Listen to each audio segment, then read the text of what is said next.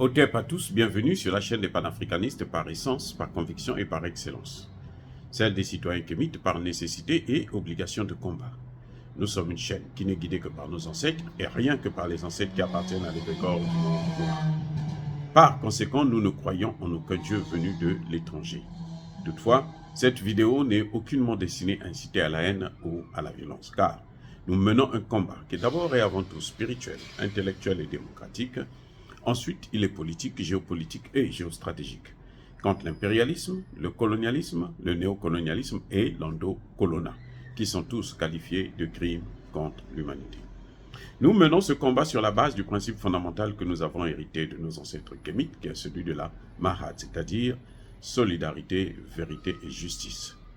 Vous êtes donc en droit de connaître la vérité et nous avons l'obligation de vous dire la vérité, rien que la vérité, afin que justice soit rendue au continent africain. Et ça, c'est notre modeste contribution dans cette noble lutte en faveur de la souveraineté, la dignité, la solidarité et l'unité africaine. C'est exactement ça que nous appelons le panafricanisme. Bien-aimés frères et sœurs, la guerre entre Israël et le Hamas, c'est encore une guerre par procuration des États-Unis. Ce sont les États-Unis qui sont à la manette. Ce sont les États-Unis qui contrôlent la région. Le Moyen-Orient, là, c'est pour les États-Unis. Ce sont les États-Unis qui contrôlent toute la zone. Regardez, les États-Unis ont 8 bases militaires dans la zone. Ils ont une base militaire en Jordanie, ils ont une base militaire en Arabie Saoudite, ils ont une base militaire dans les Émirats Arabes Unis, ils ont une base militaire à Oman, ils ont une base militaire à Bahreïn, ils ont une base militaire en Irak, ils ont une base militaire au Yémen, ils ont une base militaire au Qatar. Et dans ces bases militaires, vous avez pour certains plus de 10 000 hommes. Mais qu'est-ce qu'ils font là-bas? C'est-à-dire que qui a donné aux États-Unis le droit de contrôler le monde entier? Ils ont des bases partout. 830 bases militaires à l'étranger. Un budget de près de 800 milliards de dollars américains. Le budget seulement des États-Unis, militaire des États-Unis, il est supérieur au budget de l'ensemble des 10 pays qui viennent après elle. C'est-à-dire la Russie, la Chine, la France, c'est même pas la peine, l'Allemagne, l'Angleterre et autres. 10 pays, les plus grands, les premiers pays producteurs de fournisseurs d'armes, fabricants d'armes. C'est incroyable. Et vous savez, dès que le Hamas a attaqué, le lendemain même, les États-Unis ont commencé à faire un balai d'avions qui faisait États-Unis, Tel Aviv, pour aller déposer des armes. Ils ont utilisé 53 avions Blockbuster pour transporter des F-16 et tout le reste d'équipements lourds. Ils ont utilisé 7 gros avions Super Galaxy pour toujours emporter l'armement. Et ça ne faisait que faire des allers-retours. C'est pour ça d'ailleurs qu'ils n'ont plus d'armes pour donner à l'Ukraine. Ils ont tout amené là-bas. C'est comme si, c'est-à-dire que les États-Unis sont en train de préparer une guerre, probablement contre l'Iran. Mais ce n'est pas normal ce qui est en train de se passer. C'est pour ça que les États-Unis, c'est le pays qui bloque la résolution au Conseil de sécurité. Le pont aérien là a duré plusieurs jours. Et j'allais oublier, les États-Unis ont 2 porte-avions. Le porte-avions Ford, le porte-avions Eisenhower.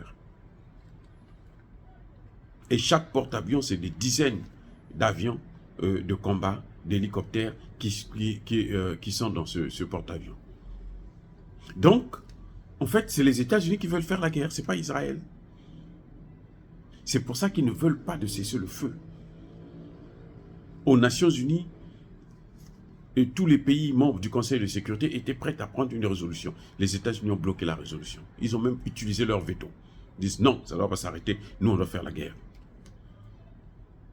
C'est à force de voir maintenant la société civile américaine, les gens dans la rue, sortir pour demander à ce qu'on impose le cessez-le-feu, y compris des juifs qui disent non, arrêtez avec ça. On a déjà tué plus de 5000 enfants. Israël bombarde des hôpitaux, des églises, des écoles, on détruit tout. C'est-à-dire qu'on est en train de raser Gaza. Raser Gaza, complètement rasé. Vous vous rendez compte, pour cette guerre, Israël a en ce net moment déjà déversé 25 000 tonnes de bombes. 25 000 tonnes de bombes sont tombées déjà dans Gaza. Vous savez quoi? C'est l'équivalent de 2 bombes atomiques, Hiroshima ou Nagasaki. C'est-à-dire que ce que l'équivalent de la bombe d'Hiroshima qu'on a envoyée à Hiroshima et celle qu'on a envoyée à Nagasaki, c'est l'équivalent de tout ça que Israël a déjà envoyé sur Gaza. Maintenant, imaginez la suite. C'est vrai qu'Israël perd aussi des hommes. Elle a perdu déjà au moins 120 soldats qui sont morts, un bataillon de chars qui a été neutralisé. Mais sinon, en Palestine, là, dans la bande de Gaza, c'est la catastrophe. C'est la catastrophe.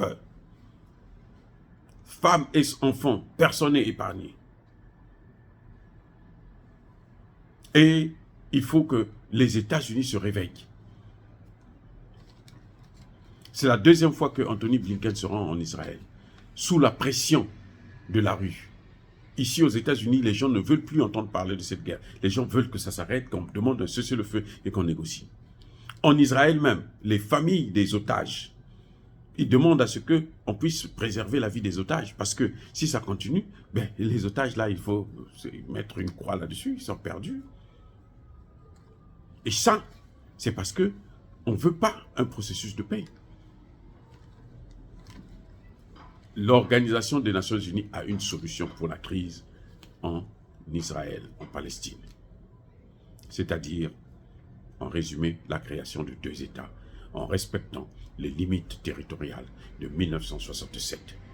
Dire cela, c'est inciter à la haine ou à la violence. Non. Yaba, colère, veille, malem. Encore une fois de plus, bien-aimés frères et sœurs, je persiste et je signe. Soyez bénis. Soyez abondamment bénis par le Dieu des Kémites et par nos ancêtres angélisés. Mais que tous ceux qui persécutent le continent africain le pillent et le déstabilisent, qu'ils soient noirs, blancs, chinois, arabes, juifs, indiens, qui qu'ils soient punis, maudits, foudroyés, neutralisés, écrasés, effacés par le Dieu des Kémites et par nos ancêtres angélisés. Vive l'Afrique éternelle. J'ai dit et j'assume.